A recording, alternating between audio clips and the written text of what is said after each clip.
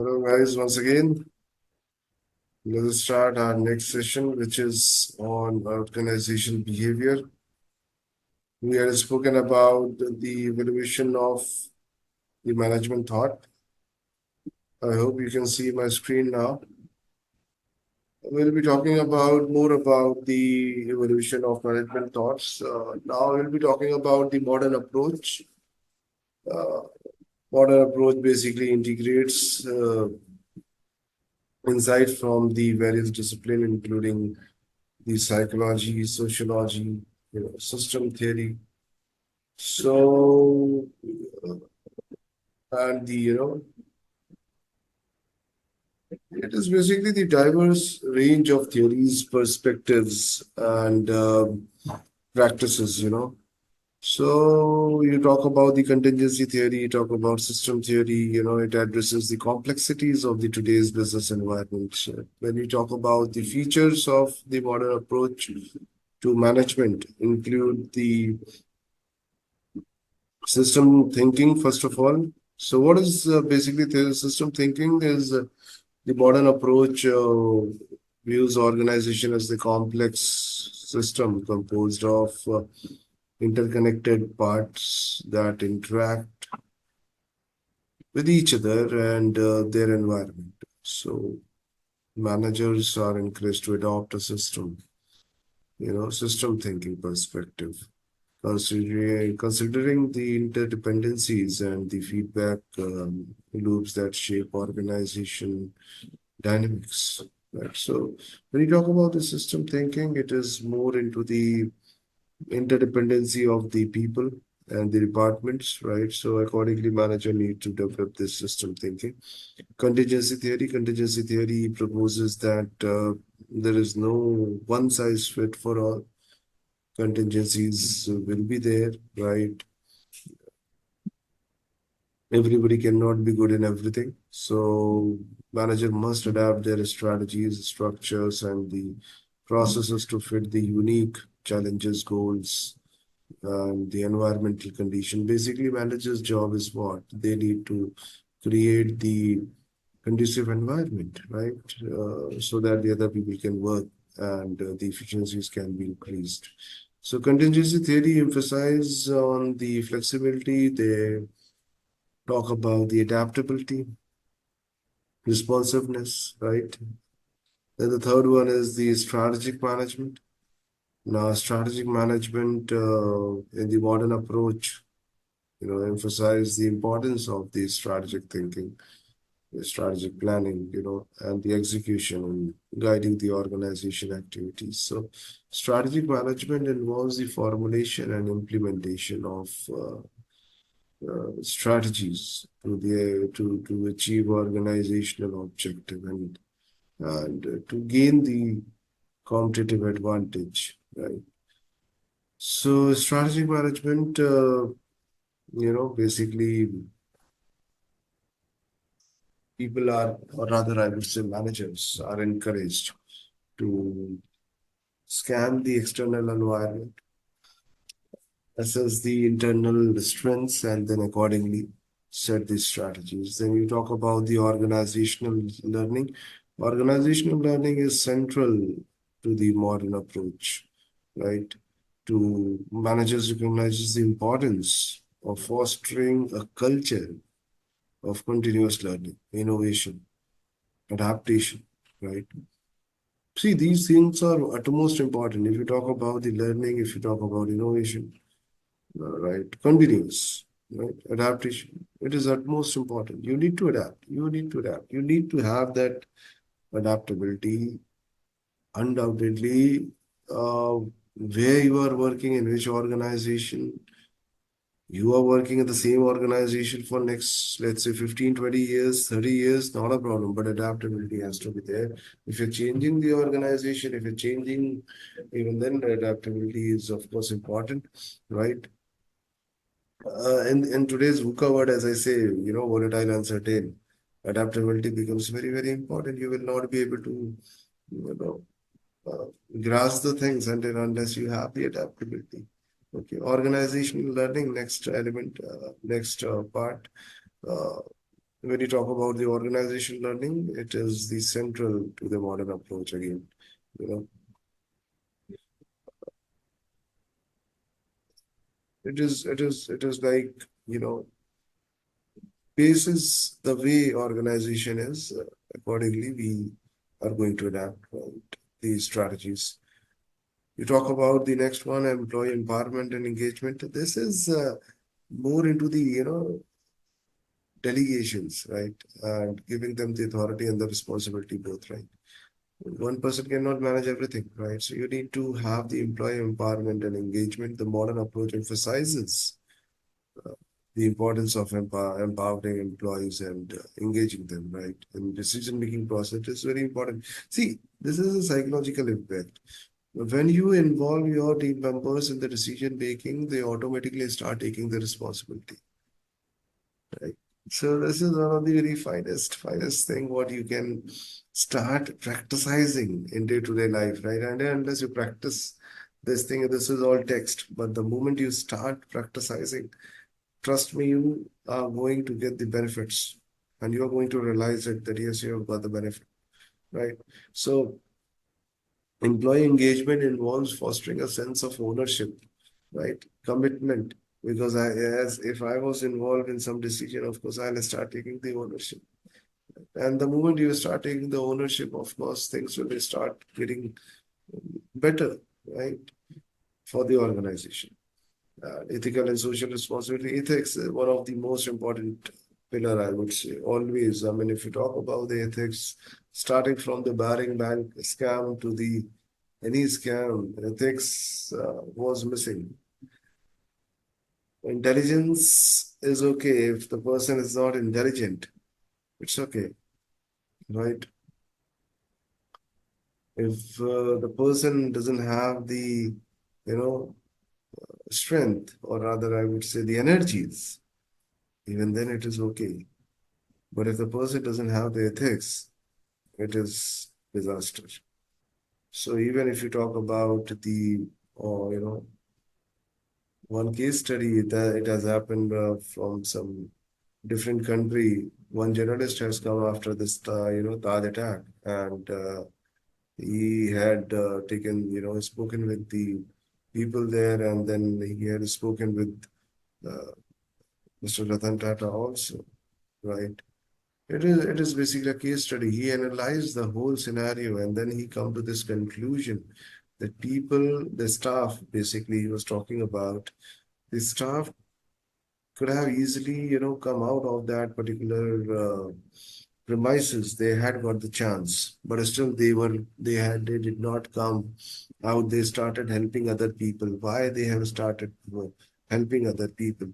So answering to this, basically ethics becomes, and the morals, values becomes very, very important. So if you want to hire someone, check about the ethics first, and then after the other things, right? Intelligence, if intelligence, I mean, you can make the things. You can train them. You can train the employee and make them learn how to work, but you cannot, put the seed of that ethics. That is, in inbuilt characteristic, I would say, right? So this is important. Then we talk about the technology and innovation. Modern approach basically embraces the technology and innovation, right? As drivers of the organization success. As we are getting the advancements in the technology, you need to adapt it. So managers, leverage the technological advances to streamline the processes and enhance the product. Right? So this is the modern approach. So bureaucracy, the human relation approach and the modern approach, to management represent the distinct perspectives on how organization should be managed, right? But they are not mutually exclusive. They have different perspective. That's true, right? So let's talk about the organization structure. You see, there are various organizations having various structures. One is like, functional structure. When you talk about this, as you can see in the chart, you know, there is one head, and then after there are subordinates, there are team members. So in functional structure, the organization is divided into departments based on the specialized function, such as marketing, finance, operation, human resource, right? Each department is responsible for a specific function related to its area of expertise, right? Functional structures are well suited for the organization with a narrow product line or a single geographical location, right? As they provide clear lines of authority and specialization. So we need to understand first the structure and in which condition, in which organization, what kind of structure we can adapt. So when you become the entrepreneur, probably you need to adapt one system, right? So you need to understand this. Then you talk about the other system, which is the divisional system. If you see this general manager is there, then after you have different departments, procurement manager, then you have maintenance manager, you have production manager, right? So under the maintenance manager, you have mechanical engineer, electrical engineer, right? These people are there. So what does it mean when you talk about the divisional structure? It simply means that the organization is divided into the semi-autonomous divisions or business units, each responsible for a specific product. So here you talk about, let's say, cosmetics or the footwear or the medicine or the garment or the skincare. So these divisions are there. Then one person is there who will be responsible for this particular stuff. So each division operates as a separate entity, right?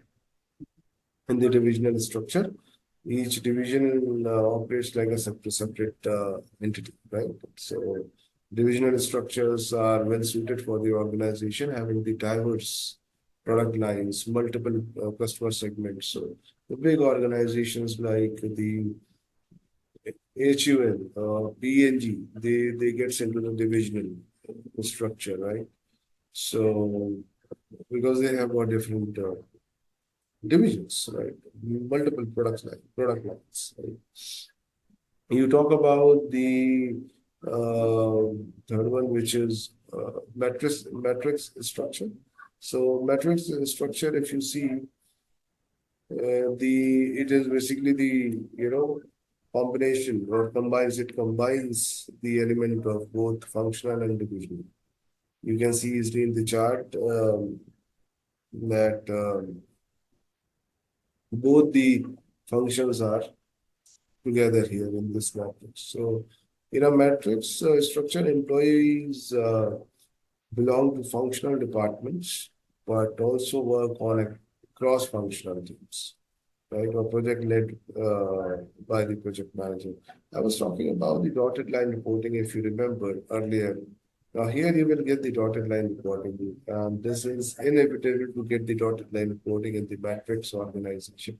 Because if you see the person is working for their own division, yes, and then he is also working on certain project, right, which is cross-functional.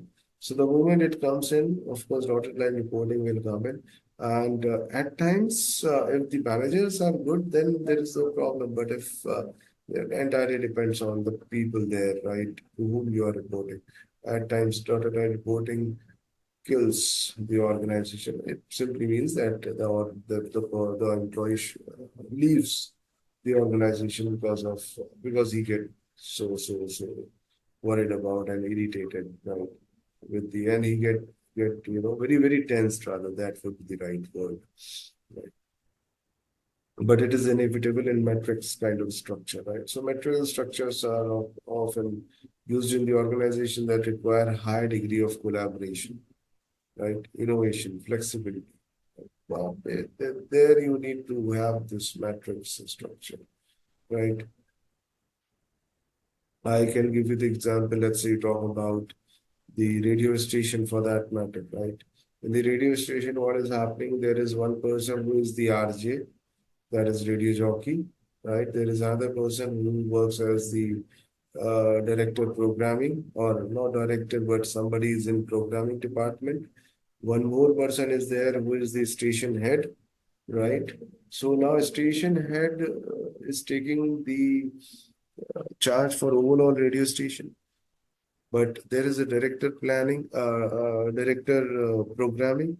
So programming team person will report to director programming, solid line reporting, but he has to report to station head also, because the station head is also responsible for all the whole station, right? So this is dotted line. Primarily, he is answerable to director programming because he is in programming team, right? So it works in that ways, right?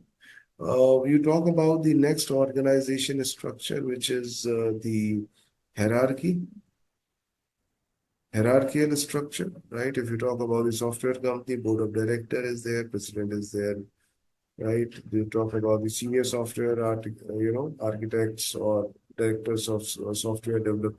So hierarchy is there, as the name suggests, right? So it is also known as the tall structure. It's characterized by the multiple levels of the authority and a clear chain of command, right? Clear chain of command. That is there. And let me tell you one more thing here. When I talk about the dotted line reporting and today's word, it becomes important to have the dotted line reporting. Otherwise, in today's scenario, it becomes very tough to work, because in 21st century, what I believe in, that we need to have two, three skills. Like first is most important, that is collaboration. So the moment you have the collaboration, it simply means that you will be working cross-function. The moment you get into the cross-function, you need to have the dotted line reporting. It's very simple, right? So in today's scenario, it becomes very, very important. In future, of course, that becomes the norm. Without dotted line reporting, nothing will happen, right? So hierarchy, it is like very clear command, and it is also known as the tall structure. Uh, yeah, a hierarchical structure, you can say, is, it's a kind of bureaucratic structure, slow to adapt, change, right?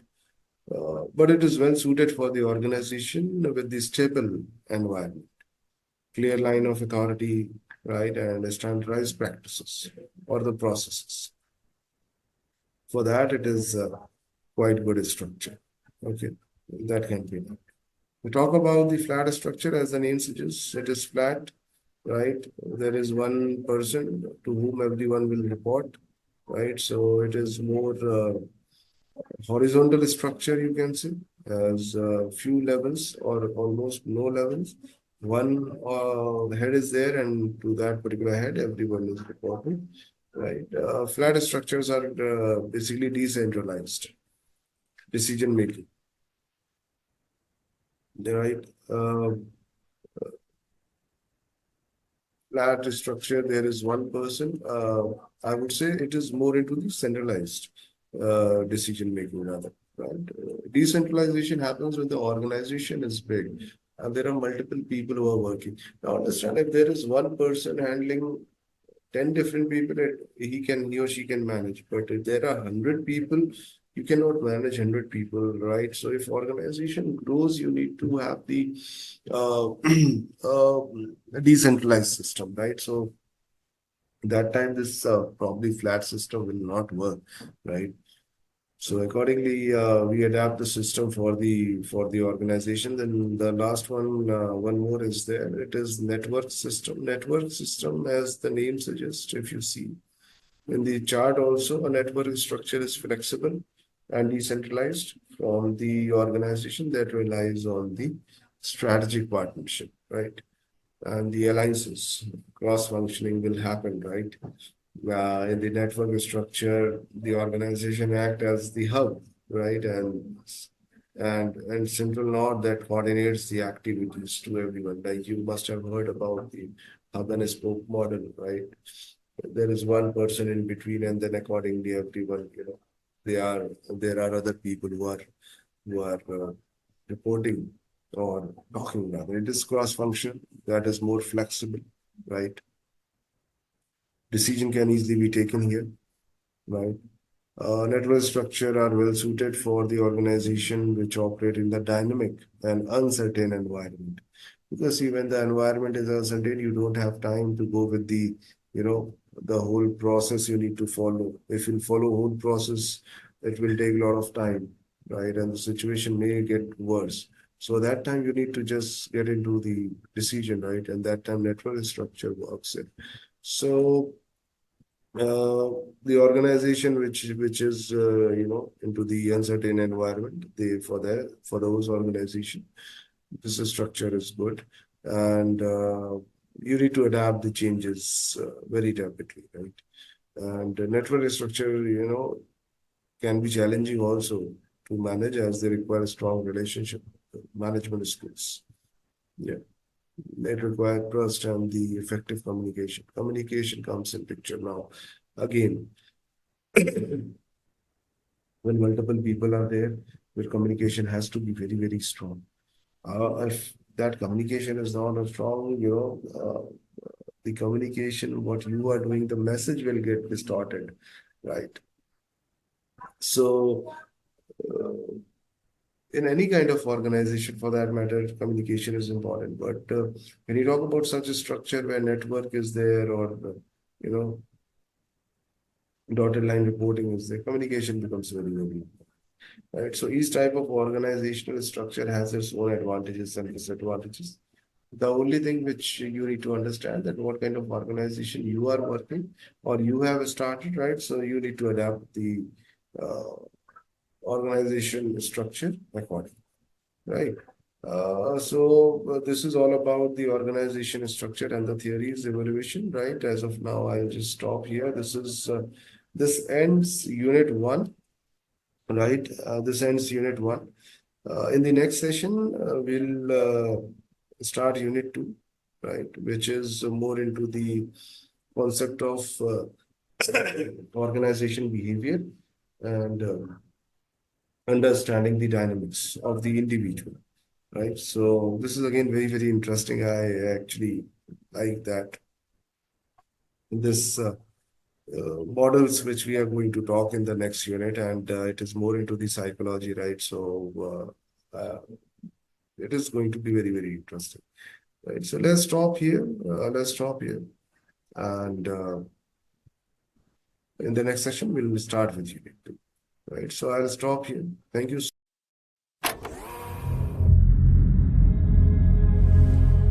Family is the genesis of this group. Family is everything for us. They know the nitty-gritty of what needs to be done. We're each other's building blocks. It has never been 2 families. It has always been one. પરિવાર એ જ સર્વસ્વ છે. Without family, I think we would lose my sense of direction.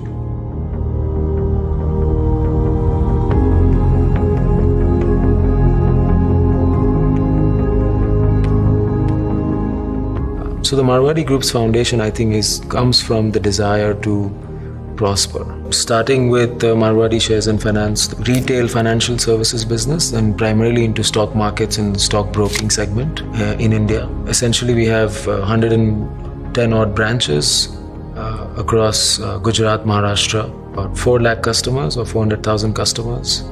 It's a business that's stood the test of time. એટલે એ અમારા ફાધરના ટાઈમથી આવ્યું છે કે આપણે કોઈ પણની અપેક્ષા વગર કોઈને પણ સપોર્ટ કરવો કે એવું નહોતું એમ કે કોઈ પણ નીડ બેઝ હોય કે કાંઈ પણ ઓર્ગેનાઇઝેશનમાં સ્ટાફ હોય એને આપણે ફેમિલીની જેમ જ ગણીએ છીએ કોઈ દી સ્ટાફ તરીકે કે એવું ગણતા નથી એમ. Then we talk about Marwari University, which was founded in 2009 by my father, and Jeetubhai Chandarana is the co-founder of the Chandarana family. We started as just 360 students with just 5 classes on ground. But at the same time, the vision was huge.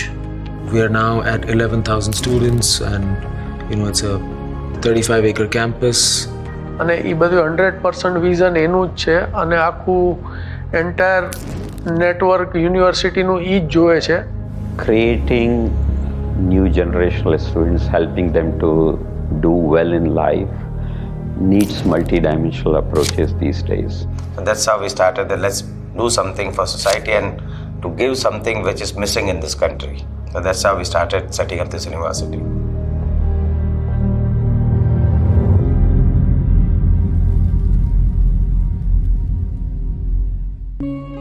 So Marwadi Chandarana Intermediaries and Brokers Private Limited. So that entity is in partnership with the Chandarana family, Jitubai Chandarana, Nishit Chandarana and Amish Chandarana.